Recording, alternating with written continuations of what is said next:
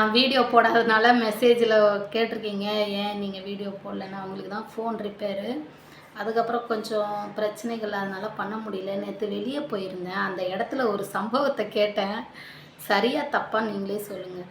ஒருத்தர் பயங்கரமாக குடிச்சிருந்தாரு. ஒரு 60 வயசுக்கிட்ட இருப்பார். ஏன் இவ்வளோ குடிச்சிருக்கீங்கப்பா, குடும்பத்தை எப்படி பார்த்துக்குவீங்க அப்படின்னா, நான் வெயிலில் வேலை செய்கிறேன், நான் அப்படி தான் குடிப்பேன், நீங்கள் தானே திறந்து வச்சுருக்கீங்கன்னாரு. யாரை கவர்மெண்ட்டை சொல்கிறாரு. அப்போ சொன்னேன், நாங்கள் திறந்து வச்சா நீ அப்படி குடிப்பியா அப்படின்னு கேட்டதுக்கு, நான் வெயிலில் வேலை செஞ்சால் அப்படி தான் குடிக்க முடியுமா, அப்போ தான் தூக்கம் வரும் அப்படின்னு அவங்க பொண்டாட்டியை கொஞ்சம் எட்டி பார்த்தேன். சாப்பாடெலாம் நல்லா போட்டு பார்த்துருக்காரான்னு. பாவங்க, அவங்க ரொம்ப ஒடுங்கி இருந்தாங்க. அப்போ தெரிஞ்சிச்சு இவர் ஃபுல் குடிகாரர் போல் அப்படின்னு மனசுக்குள்ளே நோட்டம் போட்டுக்கிட்டேன். எல்லாருமே அந்த அளவுக்கு குடிக்கிறது இல்லைங்க. ஒரு சிலர் குடியில் ரொம்ப மோசம், குடும்பத்தையே காப்பாற்ற மாட்டாங்களே, அந்த லிஸ்ட்டில் உள்ளவர் அவர்.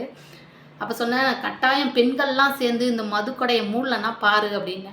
உடனே அவர் சொல்கிறாரு, நீ நல்லா மூடிக்க, எனக்கு என்ன, இங்கே 20 ரூபாய்க்கு விற்கிற சரக்கை நான் ஸ்டேட்டு விட்டு ஸ்டேட்டு போய் 60 ரூபாய்க்கு வாங்கி குடிப்பேன் அப்படிங்கிறாருங்க. எனக்கு என்ன பேசுறதுனே தெரிலங்க, வாயை அடைச்சி போயிட்டேன். திருடரா பார்த்து திருந்தா விட்டால் திருட்டை ஒழிக்க முடியாதுன்னு சொன்ன மாதிரி, குடிகாரராக திருந்தினா தான் திருந்தினபடி போல், இல்லைன்னா நான் இங்கே குடிக்கலன்னா என்ன, நான் அடுத்த ஸ்டேட்டு போகிறேன், அங்கே போய் குடிக்கிறேன் அப்படிங்கிறாருங்க. மனுஷன் பொழைச்சிக்குவாரு.